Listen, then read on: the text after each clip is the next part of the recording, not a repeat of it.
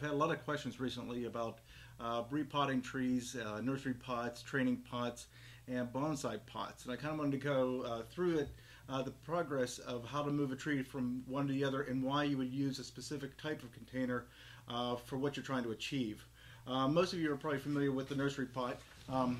It's something that you'll find in nurseries, of course, and it's a cheap plastic pot, very thin, but all it's supposed to do is kind of hold the plant soil together so that the tree can develop. These are usually filled with nursery mix, which is something I covered in previous videos, which is just pretty much a soft medium that holds water very well and allows the tree to grow. It's not going to give you fine feeder roots, it's going to give you long roots, but it's a good way to bulk up the size of your tree and just basically get your tree growing. You want to keep a tree in a nursery pot for a number of reasons. First of all, I've had this is a Brazilian rain tree. I've had this for a number of years, and I continue to keep it in a nursery pot because I want to thicken up the trunk. The nice thing about having those long roots is when they're big and fat like that, they actually help thicken the trunk.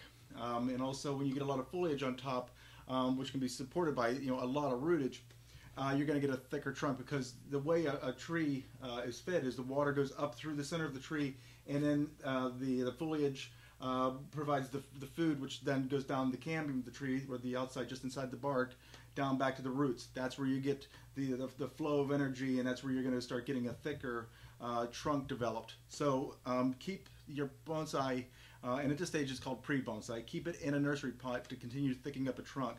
You can also take your tree and, if it's cold hardy, plant it in the ground. It works the same way, gives the tree a lot of room to grow, and it's going to help thicken up the trunk. Once you take it out of this nursery pot and start reducing the roots, your trunk is about as thick as it's going to get. So at that point, make sure that the tree is where you want it, or the size you want it, before you take it out of this. Now, the shape of a nursery pot is very tall and narrow.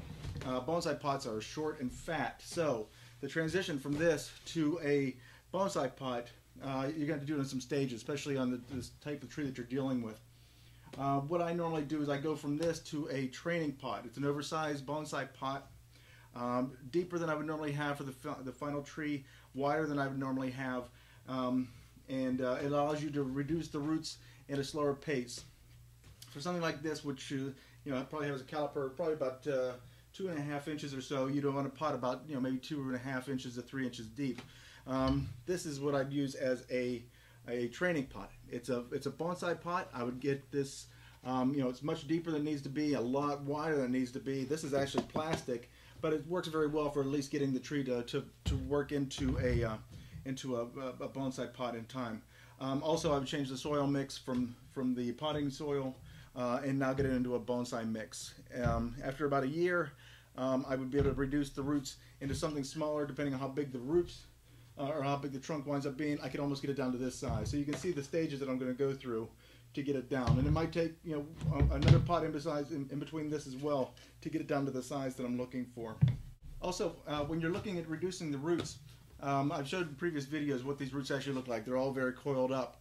And what you're going to do is when you go from the deeper pot, you're going to kind of take the roots that are going straight down, the thicker, heavier roots, reduce those as maybe about 3 or 4 inches down. Take anything further down, take that off. You're going to try and keep as many roots close to the trunk itself, and just kind of prune it back enough just to get a flat, the tree's going to come down, and then you want the flat surface roots. You don't need the ones that are going straight down. That's no longer needed, because the tree is not really trying to support itself anymore. Once it's in a bonsai pot, it'll get established in here and it'll support itself.